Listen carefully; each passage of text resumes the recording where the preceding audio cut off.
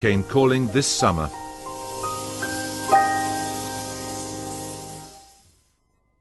Christopher, can we start by talking about the cancer? What is the prognosis? Well, the particular form of malignancy I have is in my esophagus, but it's metastasized, as they love to say, to my lymph nodes. You can practically feel one in my clavicle, on bad days anyway. And I'm afraid to at least a tiny speck in my lungs. And the prognosis for that is that if you lump it all together, and you leave out every other consideration, 5% of us live another 5 years. So that's not ideal. But in the meantime, in the old cliche, you live day to day. Oh, yeah. Yes, one does. But actually, who doesn't? You feel as if you're drowning in passivity and being assaulted by something that has a horrible persistence that's working on you while you're asleep. Does it make you angry? No, it makes me sober, objective. I think, well, this is the best known of our disease enemies. I'm one of its many, many, many victims. I'm probably one of the luckier ones in point of being able to have treatment and care. I'd like to prove to other people that it's not the end of everything to be diagnosed with it. In other words, yes, it can be resisted. I think I prefer resistance to battling. I didn't pick this fight, but now I'm in it. I'd like to give it my best shot. And as I say, this means to me is putting myself on the side of those men of medicine and science and reason who are trying to reduce it to something that is understandable, assimilable to reason, and that will be brought under control. But the likelihood is that it will kill you. Oh, well, the certainty is that that's what I'll die from. Yeah, some people die with cancer. I might die with it. It will be, unless I have a heart attack, which I could easily have, by the way. I'm much more likely now to have a blood clot than I was before. Or a stroke, perhaps. But I mean, no, it's the proximate cause of my death, and I'm both lucky and unlucky to know it in advance and be able to take its measure. You're not an old man, and you're living with the prospect of an abbreviated life. Yes. What does that do to the way you think about life? Well, to borrow slightly from Dr. Johnson, it does concentrate the mind, of course, to realize that your time is even more rationed than you thought it was. And though I can be stoic in point of myself about that, because everyone has to go sometime, and whatever day came that the newspapers came out and I wasn't there to read them, I've always thought that'd be a bad day, at least for me. I now have I have a more pressing idea of what that might be like. There are places I'd like to go, people I'd like to meet, books I'd like to at least reread, if not read for the first time. But in a sense, that would always be true. If you like, no, it's given me my view was already quite stark, which is we're born into a losing struggle. I knew that when I was well, or thought myself to be well. We're born into a losing struggle. We're enjoined by the faithful to consider ourselves to be born sick, and yet commanded to be well. The whole thing is at best ironic. Some think meaningless or random. I don't know if I want to go that far, but it's a stark existence, and for many people born in less fortunate circumstances than mine, it's always stark. It was stark every day till they died. This just makes it starker. What I do think of as the greatest crisis, greatest conflict at present is, it's a version of the old conflict, which is between totalitarianism and free thought, which is, in other words, between theocracy and the Enlightenment, and the form in which this is currently being played out you could define as the West versus Islam, but it's not quite so. Within many Islamic countries, there are people who have a greater respect for pluralism than there are people in Britain who would like to censor me for criticizing Islam, for example. But roughly you described the outlines correctly. Yes, I refuse to be told what to think or how, let alone what to say or write by anybody, but most certainly not by people who claim the authority of fabricated works of primeval myth and fiction and want me to believe that these are divine. That I won't have. That's the original repudiation The first rebellion against mental slavery comes from saying, this is man-made, it's not divine. And to be clear about what you're talking about here, you're talking about the Bible and the Quran. Yeah, well, and the Torah, yes. Yeah. All of these are works of fiction. All of these are depraved works of man-made fiction, yeah. And in what way does saying that you find the Quran laughable in places, in what way does that help the spread of reason? Oh, well, I think mockery of religion is one of the most essential things. Because to demystify supposedly holy texts that are dictated by God and show that they are man-made, what you have to show their internal inconsistencies and absurdities. And one of the beginnings of human emancipation is the ability to laugh at authority. It's an indispensable thing.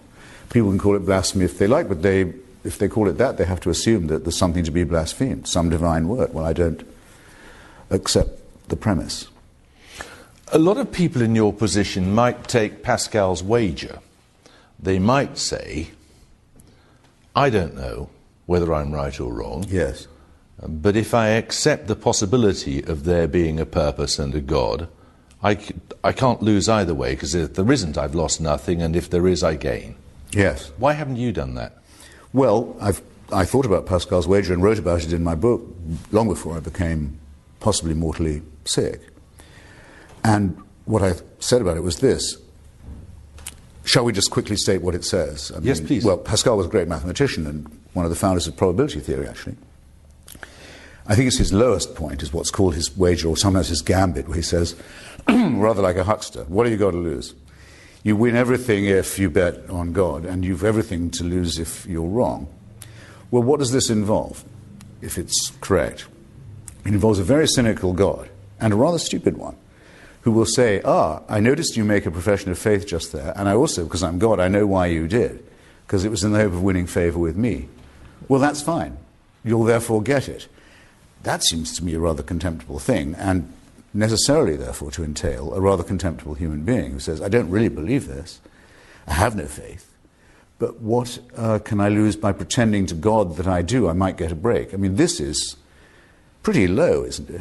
If I'm surprised to find, when I pass on from this vale of tears, that I'm facing a tribunal, which you notice, by the way, you're not allowed to bring a lawyer.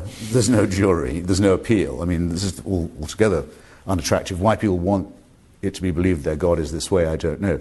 But suppose that I'm there. It may be a one-person tribunal, depending on your view of the Trinity. I would say, I hope you noticed that I didn't try and curry favor, that I was honestly unable to believe in the claims made by your human spokespersons. Now do I get any understanding? And if that doesn't work... Now, listen to this, and he's dead right about it. Here's my deal. If I kick the bucket tonight, I'm not changing. I mean, if I change, it'll be a slow thing over time. I'm not using Pascal's wager. I'm not saying, okay, I've got a 75% chance of a good or neutral result if I go ahead and believe in God, and a 25% chance of, well, actually, here's the way it works.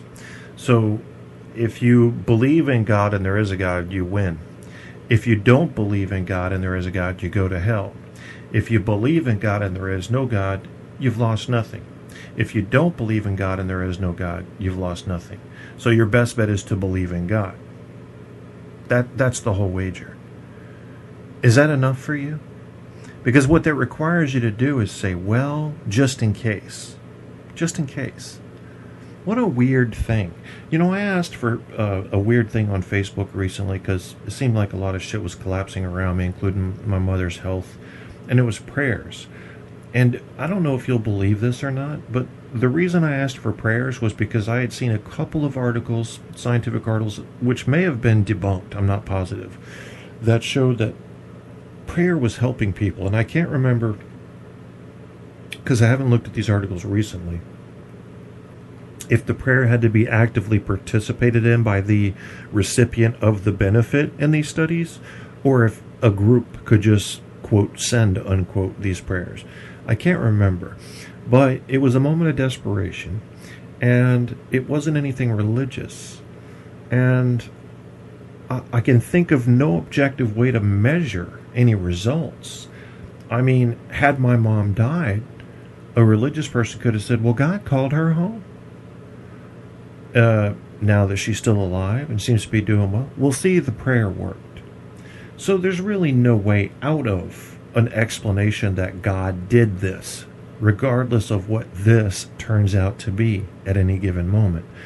So I'm with Chris here. If a God put me on this earth broken like I am and expected me to believe man's word, that's a problem for me, because I don't do blind faith. So that doesn't mean that I don't believe in the good. And I can't imagine a loving, caring God seeing you after you die and saying, you didn't think right. Hellfire for eternity. No. If that's what he does, I don't want to serve him anyway, so you might as well send me on to hell now.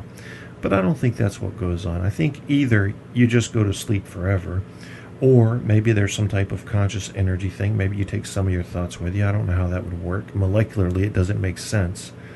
But we will we'll hear from some astrophysicists later that want to talk about this. And basically it comes down to energy, entropy, and or entropy and atrophy. And maybe after that we'll do the life after death from George Carlin and the doctor that had her kayak flip over on her and she drowned. And she talks about these things that happen. And I'm going to help you, because I've looked at some of this stuff in my studies about what happens when the body is in severe distress, when it comes to feelings of euphoria and things like that. We've got some pretty sound medical descriptions for why that happens that do not involve anything spiritual. So I'm not trying to kill the spiritual here, but again, I'm always on the hunt for evidence, and the evidence is looking pretty scant at this point. Well, so let's keep it going with Chris Hitchens. 4 more minutes on this. But I'm not going to try anything servile. I'm resolved on that point. It would be more comforting, wouldn't it? And more comfortable. Which the servile? No. To make an accommodation, to have some belief in a possibility of this not being the end. Well, as long as I don't have to take the word of other humans on what are the necessary propitiations and gestures and subjections I have to submit myself to in order to qualify. In other words, there are many, many discrepant religions, all of whom say only if I support them or endorse them will I qualify. Well, now, I don't know that there is no such thing as consciousness without the brain, for example, that there's no such survival. I'd very much doubt it. But let's say we don't know enough to say it's impossible. I would say what is impossible is that other humans can know what the conditions are whereby you qualify for survival. That I do know is false. Do you fear death? No, I'm not afraid of being dead, that's to say.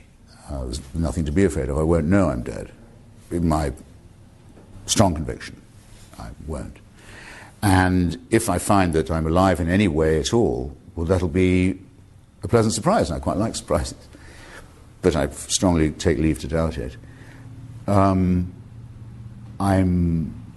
can't be too insouciant. I mean, one can't live without fear. It's a question of what is your attitude towards fear. I'm afraid of a sordid death. I'm afraid that I would die in an ugly or squalid way. I mean, cancer can be very pitiless in that respect. That's a fear of dying. It's not a fear of death, though. Quite. So I forget now which you asked. What do you It's a good distinction. What do you think? Of death, no. Of dying, yes, I feel a sense of waste about it because I'm not ready. I feel a sense of betrayal to my family, and I like to think even to some of my friends who would miss me. Undone things, unattained objectives, but as I said before, I hope I'd always have that if I was 100 when I was checking out. But no, I think my main fear is of being incapacitated or imbecilic at the end. That, of course, is not something to be afraid of, it's something to be terrified of. Bertrand Russell said, I believe that when I die, my body will rot, full stop. Well, who doesn't? I mean, it will. That's it. Well, that's... He does go on to say a bit more than that, but that's uncontroversial. I mean, nobody expects to get their old body back. I certainly don't want the body back that I'll die with, and nobody would. It would be doing no one any favours.